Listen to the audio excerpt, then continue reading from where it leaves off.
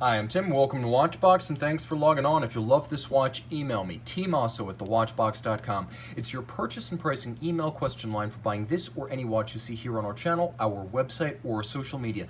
In the description below, tmosso@thewatchbox.com. And today we are discussing a mid-2000s Breitling Superocean diver, 42mm in stainless steel. This particular watch features a bracelet stamped 2007, so I believe that would have been the year of the entire watch's manufacture. There will be another stamp on the case flank, and this model is generally considered to have run from 2003 to 2010.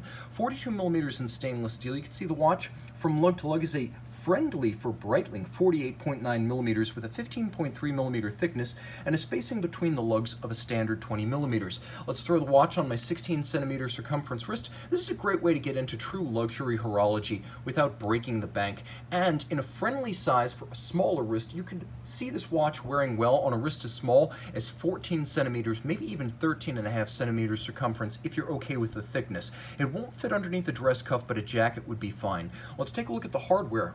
The watch features the Breitling Slash Cut Professional 2 bracelet. You know that because it's the slash cut, but without asymmetrically sized links. All of high polish. You can see that removable links are fixed in place by screws, and the watch has a single fold deployant clasp with 4 divots drilled internally, so you can re-anchor the bracelet inside the clasp for precise sizing, and then it has a clamshell locking mechanism.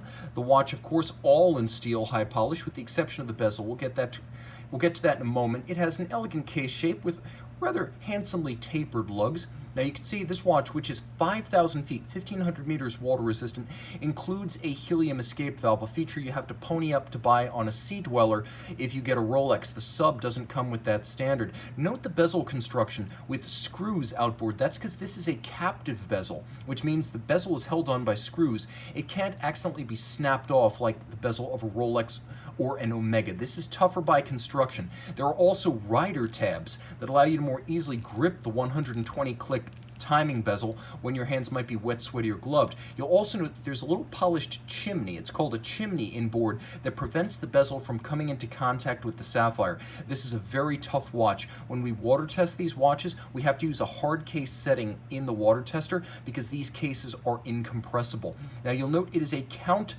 up bezel, as dive watches tend to be. You line up the luminescent pearl with the minute hand. I prefer a dive bezel to a chronograph because frankly they're just easier to read without the downstream maintenance costs of a chronograph. Screw down crown, it should go without saying, but I'm going to mention it. The dial is Breitling Cobra Yellow, and as you can see there's a steep ray outboard that can be used for reading minutes and seconds.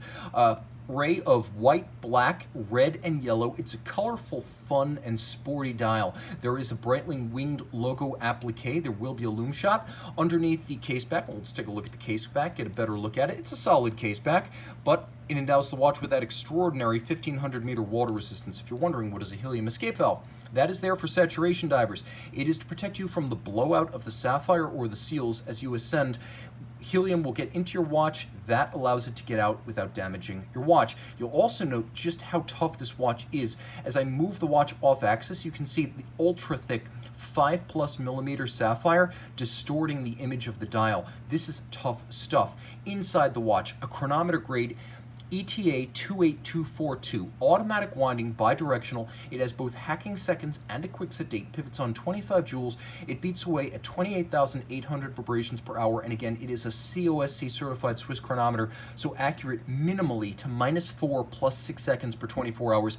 Chronometer is the highest grade of movement available from ETA, and adjusted in-house at Breitling to make chronometer as a fully cased up watch, not just a bare movement.